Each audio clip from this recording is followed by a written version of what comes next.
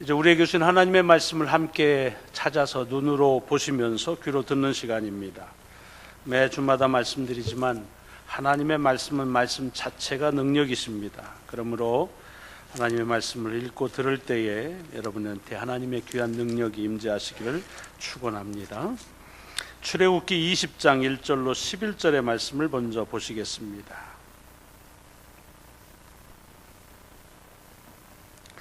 출애굽기 20장 1절로 11절의 말씀 봉독합니다.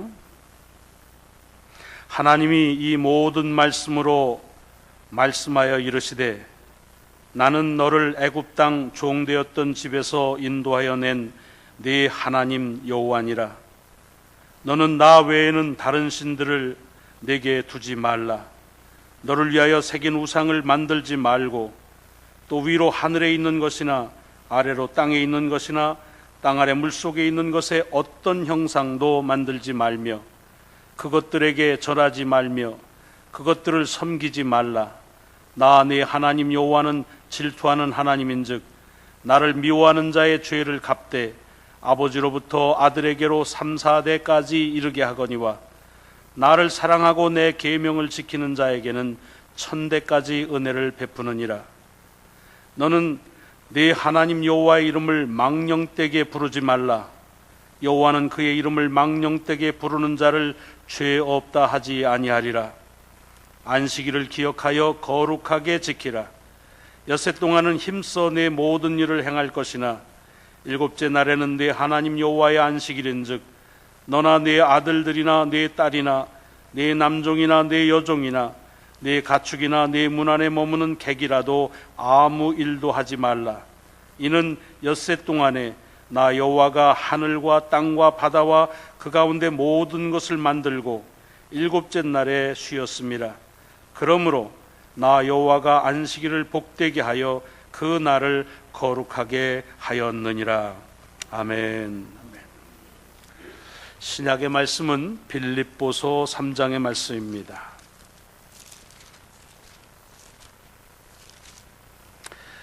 신약 개역 개정 성경을 가지신 분들은 321페이지 빌립보서 3장 12절로 14절의 말씀입니다. 하나님의 말씀을 봉독합니다. 내가 이미 얻었다 함도 아니요 온전히 이루었다 함도 아니라 오직 내가 그리스도 예수께 잡힌 바 된 그것을 잡으려고 달려가노라. 형제들아, 나는 아직 내가 잡은 줄로 여기지 아니하고 오직 한 일, 즉 뒤에 있는 것은 잊어버리고 앞에 있는 것을 잡으려고 표대를 향하여 그리스도 예수 안에서 하나님이 위에서 부르신 부름의 상을 위하여 달려가노라. 아멘. 오늘 복음서의 말씀은 마태복음 21장의 말씀이 이어집니다. 복음서 중에 가장 첫 번째 복음서인 마태복음 21장 33절부터 46절 21장의 마지막 절까지입니다. 예수 그리스도의 복음의 말씀을 봉독합니다. 다른 한 비유를 들으라. 한 집 주인이 포도원을 만들어 산 울타리로 두르고 거기에 즙 짜는 틀을 만들고 망대를 짓고 농부들에게 새로 주고 타국에 갔더니 열매 거둘 때가 가까움에 그 열매를 받으려고 자기 종들을 농부들에게 보내니 농부들이 종들을 잡아 하나는 심히 때리고 하나는 죽이고 하나는 돌로 쳤거늘 다시 다른 종들을 처음보다 많이 보내니 그들에게도 그렇게 하였은지라. 후에 자기 아들을 보내며 이르되 그들이 내 아들은 존대하리라 하였더니 농부들이 그 아들을 보고 서로 말하되 이는 상속자니 자 죽이고 그의 유산을 차지하자 하고 이에 잡아 포도원 밖에 내쫓아 죽였느니라. 그러면 포도원 주인이 올 때에 그 농부들을 어떻게 하겠느냐? 그들이 말하되 그 악한 자들을 진멸하고 포도원은 제때에 열매를 바칠 만한 다른 농부들에게 새로 줄지니이다.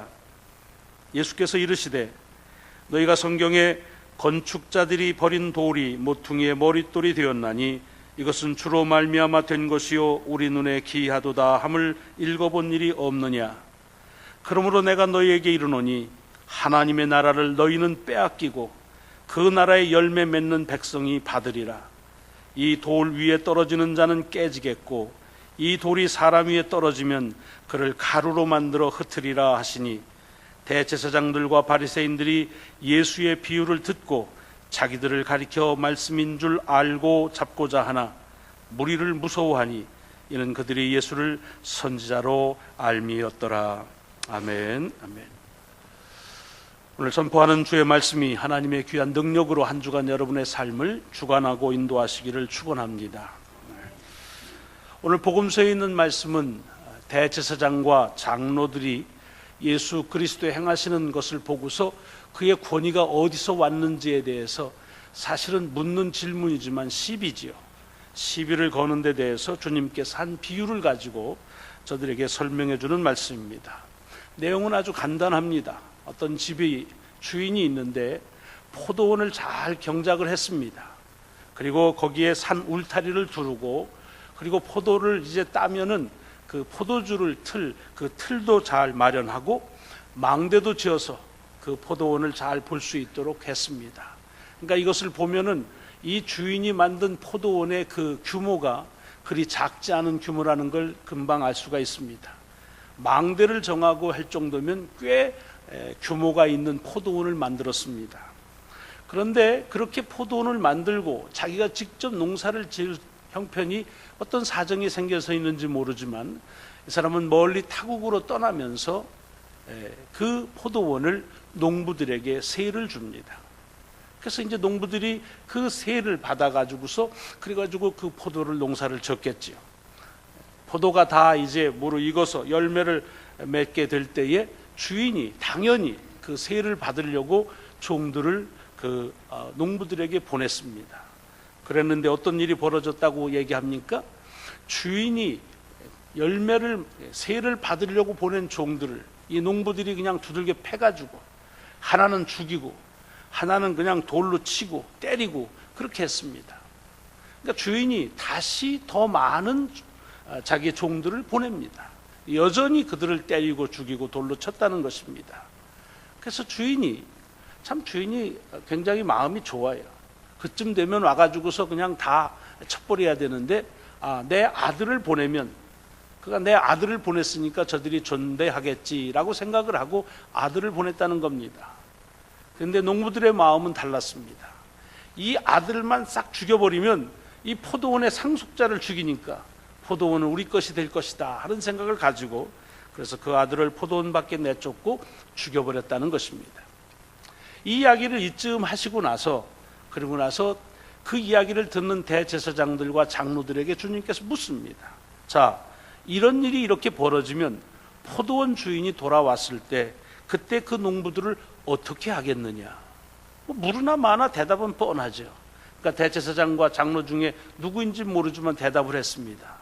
그렇게 정말로 여기 보면은 그 악한 자들을 진멸하고, 그리고 포도원은 제때에 열매를 바칠 만한 다른 농부들에게 세로 줄 것입니다.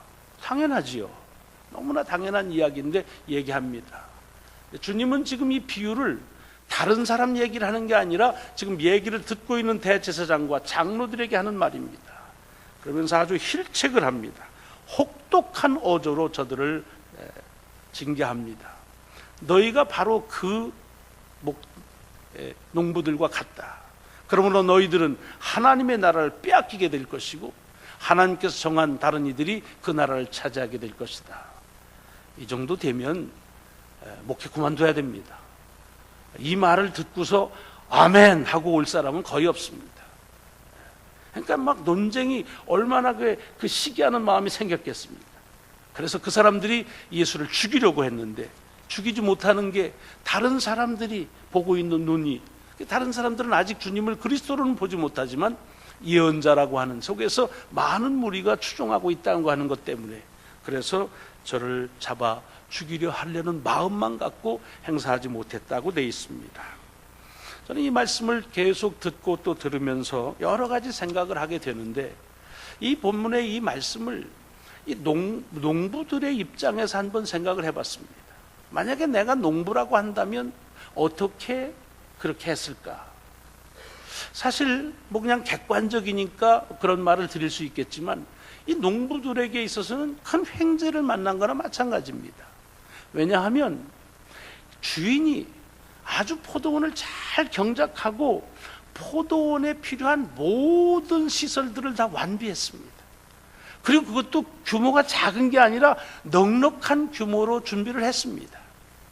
그리고 그거를 그들에게 자유롭게 마음대로 그것을 경영하는 권한을 줍니다. 주인이 옆에 있으면서 뭐 잔소리하는 게 아닙니다. 주인은 이제 멀리 떠나고 모든 권한을 너희들이 가지고 하라. 뭐 그쯤 되면 사실 이런 계약이 없지요.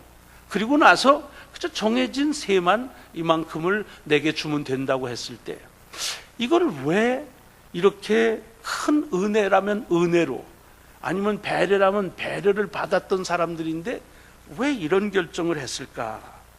약간의 세만 내면 그러면 먹고 사는데 큰 문제가 없고 뭐 이런저런 주인의 얘기도 안 들어도 그냥 자기가 할 수 있는 일을 할 만큼 충분하게 할 수 있는 여건인데 그만하면 됐대. 농부로서 그 정도의 소작을 한다면 더 바랄 것이 없을 터인데 그런데 왜 이랬을까? 왜 농부들은 이런 판단을 했을까 하는 생각을 가져봅니다. 왜 종들이 왔을 때 합의된 세를 주면은 그것으로 끝날 텐데 왜 그들을 오히려 돌로 때리고 죽이고 그렇게 했을까? 왜 아들이 왔을 때 잘 좀 대접만 하면 그 아들이 계속 살 것도 아니고 대접 잘 받고 그냥 돌아가면 가서 좋은 얘기 할 것이고 그러면 관계가 좋아질 것이고 그러면 자기들이 살아가는데 문제가 없을 터인데 왜 그랬을까? 아마도 그것은 농부들의 생각이나 판단 자체가 처음부터 이런 암담한 참담한 결과를 가져오리라고 예상을 하진 않았을 것입니다. 아마 농부들의 생각은 처음에는 그것이 잘 될 것이라고 하는 생각 때문에 했을 것입니다. 이 생각이 문제입니다. 여러분 늘 얘기지만은 자기 생각대로 사는 것에 대해서 성경은 언제나 경계합니다. 내가 나를 잘 살겠다고 생각하는데 그것에 대해서 준엄하게 성경은 꾸짖고 있는 것을 봅니다. 오늘 본문에도 마찬가지예요. 농부들이 자기들이 그렇게 얻은 포도원에서 농사를 잘 지으면서 살아가는 것을 잘해보겠다는 생각으로 시작이 틀림없이 됐을 것입니다. 그런데 왜 이제는 그 농사 짓던 포도를 짓던 포도원에서 쫓겨나고 진멸을 당하는 그런 결과를 초래했을까? 결론적으로 말하자면 욕심이지요. 자기의 생각, 이게 욕심이지요. 욕심이라는 게 다른 게 아닙니다. 자기의 마음에 그것이 모든 생각이 집착되었다는 것입니다. 여러분 욕심이라고 하는 것들이 우리가 볼 때는 막 냄새나고 그리고 뭐 조악스러운 것 같지만 그러나 그 말 그 자체를 보자고 한다면 그 욕심이라는 말은 자기의 그 마음에 그 모든 신경이 집중되어지는 상태가 욕심이라고 하는 겁니다. 잘해보겠다는 생각이었는데 그것이 그 잘해보겠다는 자기 생각에서 집중되고 또 집중되다 보니까 그만 잘 되는 것과는 정반대로 삶을 진멸당하는 그런 참담한 결과를 가져왔다는 얘기입니다. 사실 우리의 삶에서도 문제가 일어나는 걸 보면은 결국 뭡니까? 욕심 아닙니까? 내가 내 생각에 집착되어지면 그러면 다른 소리는 들려지질 않습니다. 내가 생각해서 내가 옳다고 여겨지면 판단에 있어서의 객관성이 없어집니다. 내가 내 것이 옳다고 하는 생각을 가지게 되면 그것은 옳은 것만 보게 하고 옳은 것만 듣게 해서 그래서 옳지 않은 것에 대해서는 그것은 거부할 수밖에 없는 그런 일을 우리에게 일어나는 일을 많이 보게 됩니다. 여러분 그런데 사실 이 농부들이 처음부터 그렇게 욕심사납게 이 포도원에 집착했던 것은 아닐 것입니다. 아까도 말씀드렸지만은 포도원 일 주인이 아주 완전한 구비를 다 갖춰가지고 꽤 규모 있는 포도원을 만들어 놓고 그리고 그것을 세를 줍니다. 이거 쉽지 않은 일입니다.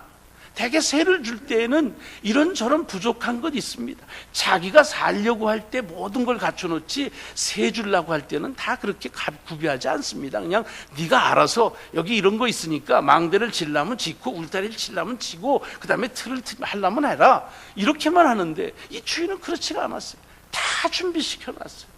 그러니 얼마나 그 포도원을 자기가 임대할 수 있다는 데에 대해서 얼마나 좋았을까요? 요즘 비즈니스로 말하자면 내가 비즈니스 할 수 있는 모든 것이 갖춰져 있는 것을 그대로 내가 임대할 수 있다. 아이고, 이거 횡재지요.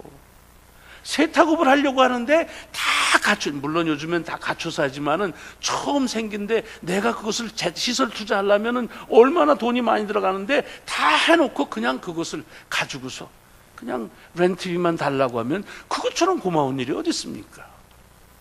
다 갖춰놓으면 권리금도 찾는데 이게 없는 거예요. 더군다나 아까도 얘기했지만 주인이 옆에 있으면서 잔소리하는 게 아닙니다. 아침 저녁 뭐 훈시하는 것도 없어요. 다 전권을 맡아서 그냥 다 하라는 겁니다. 얼마나 고마웠을까요? 야, 참 횡재했다. 정말로 우리 요즘 말하면 축복받았다 그랬을 겁니다. 그런데 주인이 떠난 후에 자기들이 그 포도원을 맡아서 일을 하다 보니 생각이 조금씩 바뀌었겠지요. 열심히 일을 했겠지요. 그래서 수확을 거두니 그 수확이 얼마나 귀했겠습니까? 자, 그런데 주인하고 그것을 나눠야 됩니다. 가만히 한 해를 농사를 지면서 해보니까 농사 짓는 수고와 노력은 다 자기들이 했습니다. 주인은 한 게 없습니다. 멀리 있으면서 수확 때가 됐다고 해서 따복따복 그것을 따먹는다. 요게 아까운 생각이 왜 안 들었겠습니까? 얼마나 아까워요. 그럼 비즈니스 남의 것 빌려서 하시는 분들 렌트비 낼 때가 제일 아깝잖아요. 주인은 아무것도 안 하고 그냥 빌딩 하나만 가지고서 죽어라 열심히 하면 그 중에서 큰 포션들을 가져가는데 그게 얼마나 우리를 속상하게 하는 일인지요. 그런 얘기입니다. 억울하다는 생각도 했을 것입니다. 그래서 농부들은 열심히 일한 자기들과 아무것도 하지 않은 것과 같은 주인과 소출을 나눈다는 것을 아까워 생각을 했을 것입니다. 그러다 보니까 농부들은 자기들이 일하는 포도원이 주인의 것이라고 하는 생각보다 자기가 일하고 있는 자기 것이라고 하는 생각에 오해를 갖게 되는 것은 자연스러운 그런 생각의 변화라고 볼 수가 있습니다. 여기서 이 농부들이 잊어버린 게 있습니다.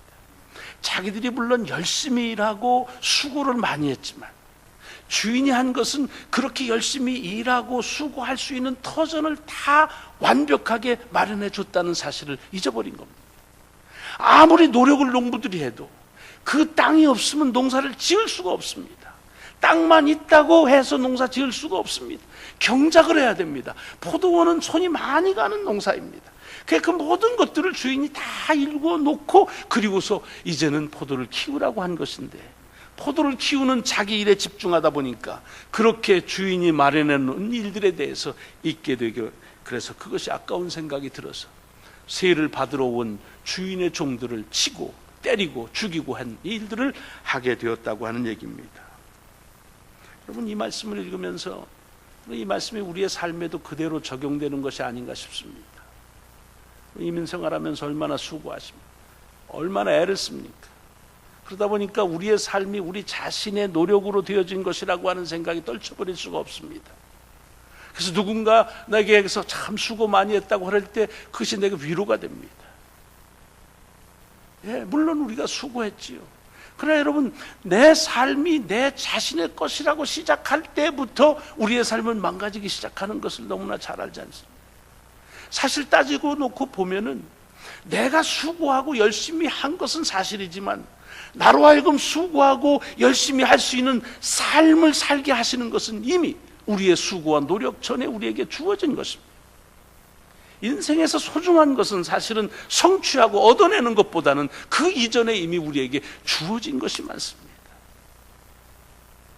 하나님께서 우리의 삶에 주신 것이 너무나 많이 있는데도 불구하고 어떻습니까? 우리가 하나님 앞에 감사한다고 그럴 때 왜 인색해지나요? 그것은 내가 너무 수고하고 그래서 나 하나를 위해서 양말 한 짝도 못 신는데 내가 누구에게 감사해? 라고 하는 생각 때문에 이미 나로 하여금 나의 삶을 시작하기도 전부터, 내 수고와 노력하기 전부터 하나님께서 내게 베푸신 선제적인 은총이 있다고 하는 사실을 잃어버리게 될 때 우리의 삶에서는 감사는 사라지고, 감사가 사라지는 순간에 우리 속에는 우리도 모르는 사이에 불평이 우리의 삶을 장악하게 되어진다는 얘기입니다. 여러분, 감사는요, 하지 않으면 그냥 감사가 없는 상태가 이어지는 것이 아닙니다. 감사는 감사를 하지 않는 상태가 되어질수록 곧바로 우리 속에 불평과 불만, 근심과 걱정은 바로 찾아온다는 것을 우리는 경험을 통해서도 잘 알 수가 있습니다. 오늘 이 농부들이 그런 겁니다. 완벽하게 농사 지을 수 있도록, 포도를 지을 수 있도록 다 스스로 상상도 못하고 엄두도 못 냈던 일들을 주인이 해놨습니다. 근데 자기가 노력하는 일들에 집중하다 보니 그 주인의 미리 해놓은 그것을 잊어버리는, 그래서 감사할 수 없다고 하는 불평과 불만과, 그래서 급기야는 자기 자신을 진멸하는 결과를 초래하게 되었다는 얘기입니다. 또 한 가지는요, 오늘 본문에 보면 여기 농부를 복수로 표기하고 있습니다. 농부들이라고 되어 있습니다. 여러분, 이 포도원에서 일하는 농부가 혼자가 아니었다는 겁니다. 여럿이 같이 했다는 것입니다. 물론 복수가 둘 이상이면 다 복수니까 몇 명인지는 기록되어 있지 않아요. 그러나 적어도 종들도 복수로 왔습니다. 주인의 종들이 왔는데 하나는 때리고 하나는 죽이고 하나는 돌로 치고 하는 걸 보니까 그 이상의 숫자가 됐겠지요. 아무리 농부가 기운이 세다고 해서 갑자기 오는 더 많은 숫자를 당해낼 수는 없을 것입니다. 그냥 상식적으로 말할 때 죽어도 보낸 종들의 숫자보다는 많은 수가 함께 했을 것입니다. 주인이 더 많은 종들을 보내는데도 그들이 가서 이기질 못했습니다. 그러니까 농부들의 수가 많았다는 거지요. 여러분, 한 일을 하는데 많은 사람이 함께 하는 일은 참 도움이 됩니다. 같이 하는 일이 많을수록 신명이 납니다. 그리고 그 일에, 선한 일에 함께 같이 의견이 투기될 때 그때 큰 효과를, 시너지 효과를 내게 될 수 있습니다. 근데 오늘 본문에 보면 여러 명이 잘못된 의견의 마음이 일치되면 얼마나 무서운 결과를 초래하는지를 보게 합니다. 여러분, 이 농부들의 경우가 그렇습니다. 이 농부들이 주인의 종들이 세를 받으러 왔을 때 합의가 된 거지요. 요거 그냥 한 대 쳐가지고서 본때로 빼서 그냥 보내자. 만약에 그 중에 어떤 종이라도 그러면 안 된다, 우리가 계약한 게 있는데 주인을 생각하자라고 하는 말을 했다고 한다면 그런 일이 바뀌어질 수도 있겠는데 다 한 몸이 된 겁니다. 의견의 일치가 된 겁니다. 그래서 때리고 죽이고 그리고 돌로 치는 일을 하고, 급기야는 아들이 왔을 때 그들이 뭐라 합니까? 이들이 마음이 합해져서 상속자를 죽여버리자라고 그렇게 의견의 통일을 가져옵니다. 이 다수의 의견의 횡포, 이것이 오늘 본문 속에서 우리에게 주어지는 겁니다. 만약에요, 이거는 만약의 수를 얘기합니다만, 이 농부들의 수가 종들보다 작았다면 어땠을까요? 아마 그런 일은 엄두에 내지도 못했겠지요. 또 서로 마음에 있어서 한판 붙었더라도 그냥 형편없이 얻어맞고 그리고서는 주어져 있는 새 꼼짝없이 냈겠지요. 파워의 문제라는 것입니다. 힘이라고 하는 것은 대단히 큰 마력을 가지고 있습니다. 그래서 사람들은 그 힘을 가지면 가질수록 더 큰 힘을 가지려고 합니다. 그리고 사람들은 그 힘 앞에서, 그래서 그것에 그냥 그 힘에 복종하기를 원합니다. 왜냐하면 그 힘이 가지고 있는 힘이, 그것이 너무 크기 때문에 그렇습니다. 특별히 우리 이 민주주의에 사는 다수는 절대적인 힘을 가지고 있습니다. 다수가 원한다고 한다면 이 민주주의 원리 속에서는 그것은 모든 것이 다 진리가 되어버리는 그런 아주 위험스러운 원리 속에서 우리가 살고 있는 것을 가끔 잊어버립니다.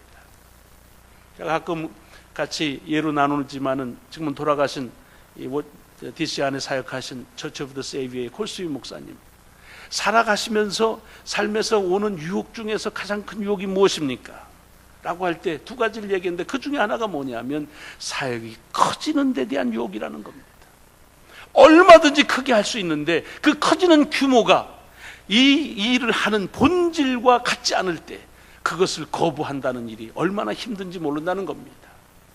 얼만큼이라도 낼 테니까 내가 거기 그 교인으로서의 의무나 책임들은 감당하지 않아도 그래도 괜찮게만 해주십시오 라고 하는 것이 크게 유혹으로 다가온다는 것입니다. 사역의 큰 것, 왜? 사역을 하면 크게 하고 싶은 거니까요. 또 사람들은 크게 하면 그것을 높이 우러러보고 존중하기 때문에 그렇습니다. 그래서 방법과 수단에 상관없이 큰 것에 대한 바람을 가지고 있습니다. 이게 사역뿐입니까? 우리의 삶도 그렇지 않습니까? 우리가 언제부터 우리가 사는 형편 때문에 불평하고 불만을 가졌습니까? 지금 살아가는 삶, 집이 좁다고 하는 게 언제부터입니까? 우리가 먹는 음식이 그것이 뭐 입에 맞느냐 안 맞느냐 언제부터입니까?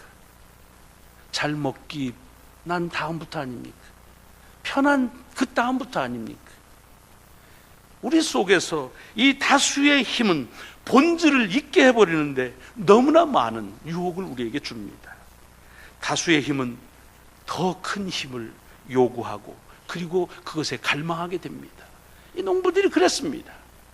그렇게 좋은 포도원에서 그냥 잘 경작하고 새만 내도 아이고 감사하다고 했는데 하다 보니까 이걸 그냥 송두리째 먹을 수 있다고 하는 그 힘에 대한 그 유혹, 이것에 저들은 넘어지게 되었다는 얘기입니다.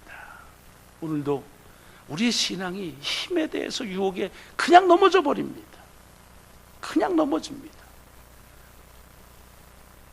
여러분, 이런 농부들의 오해는 궁극적으로는 어디서부터 오느냐?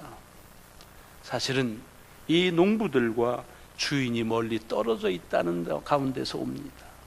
주인과의 거리 때문에 오는 겁니다. 만약에 이 주인이 계속 그들의 가까이 있거나 아니면 같이 살면서 했다고 한다면 어디 연간생시 농부들이 그런 생각을 했겠습니까? 아침 저녁으로 주인이 챙기고 주인의 말을 듣고 주인과 동행한다고 한다면 무슨 그런 생각을 했겠습니까? 그럴 리가 없을 것입니다. 그런데 오늘 본문에 보면 그 주인이 멀리 타국으로 갔다는 겁니다. 디스턴스가 생겼습니다. 이 거리감, 이 틈새로 사단은 유혹을 하게 되는 겁니다. 우리의 신앙 마찬가지입니다. 우리의 신앙 결국은 하나님과 우리의 거리 문제입니다. 하나님하고 우리가 얼마나 가까이 있느냐 아니면 멀리 떨어져 있느냐에 따라서 유혹의 틈새는 우리 속에서 휘집고 들어올 수도 있고 그렇지 못할 때가 많이 있는 것을 봅니다.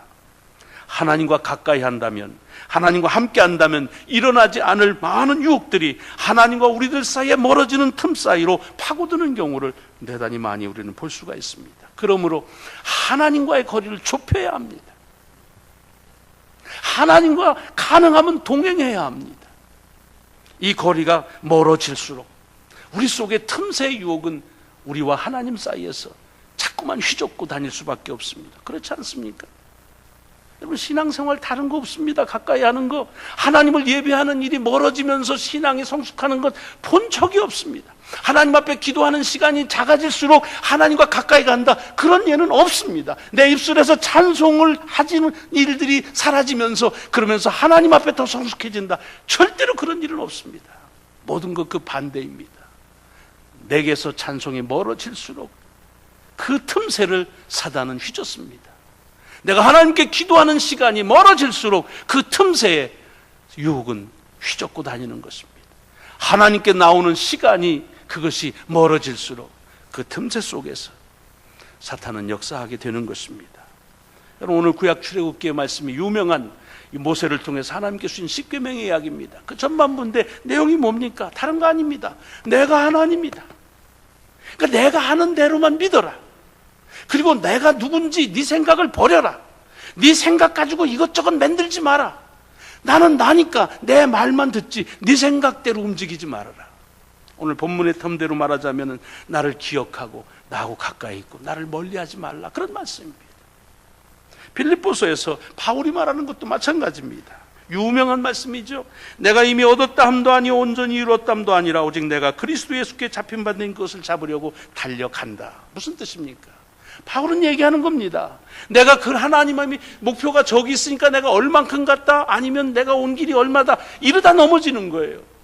내가 얼만큼 갔다고 하는 것 때문에 신앙의 교만이 생기고, 내가 이거밖에 못 갔다고 하는 것 때문에 자기를 자학하게 됩니다. 바울은 뭐라고 그럽니까? 나는 하나님의 뜻을 다 모릅니다. 그러나 한 가지, 하나님이 하시라고 하는 일을 나는 지금도 갈 뿐입니다. 같은 말씀 아닙니까? 여러분, 이 가을 하나님과 가까이 하시기 바랍니다. 하나님의 생각을 속단하지 마시기 바랍니다. 하나님과 여러분 사이에 틈새를 주지 마시기 바랍니다. 하나님께서 하나님의 귀한 말씀을 말씀대로 하게 될 때 그 말씀과 여러분 사이를 더욱 가까이 해서, 그래서 어떤 유혹이 틈 사이로 들어오지 못하도록 하나님을 가까이 가는 귀한 절기가 되시기를 주의 이름으로 축원합니다. 기도하시겠습니다. 너무나 고마운 정말 선물과 같은 포도원을 이제 경작하는 고난을 받았던 농부들, 그러나 그들이 하나님 주인과 멀리 떨어져 있음으로 인해서 품지 말아야 될 욕심으로 자기 생각이 그렇게 집중되어 하지 말아야 될 일로 자신의 삶이 진멸되는 안타까운 결과를 봅니다. 하나님, 우리 자신을 이 말씀 속에서 보라 하시는 주의 음성으로 듣습니다. 주님, 우리는 주님과 얼마나 가까이 있는지요. 주님과 나 사이에 혹시라도 틈이 너무 벌어진 것은 아닌지요. 그래서 나를 유혹하는 많은 유혹과 그리고 많은 시험들이 횡행하고 있는 것은 아닌지요. 다시 한번 주님과의 거리를 좁히기를 원합니다. 주님과 동행하기를 원합니다. 그래서 주께서 말씀하시는 것을 아침 저녁으로 새겨들으며 내 생각 속에 혹여라도 있을 욕심들이 뿌리를 내리지 못하도록 주의 말씀으로 늘 지켜주시고 인도함을 받기를 원합니다. 그리 되게 하여 주옵소서. 예수 그리스도 이름으로 감사하며 기도드리옵나이다. 아멘. 아멘.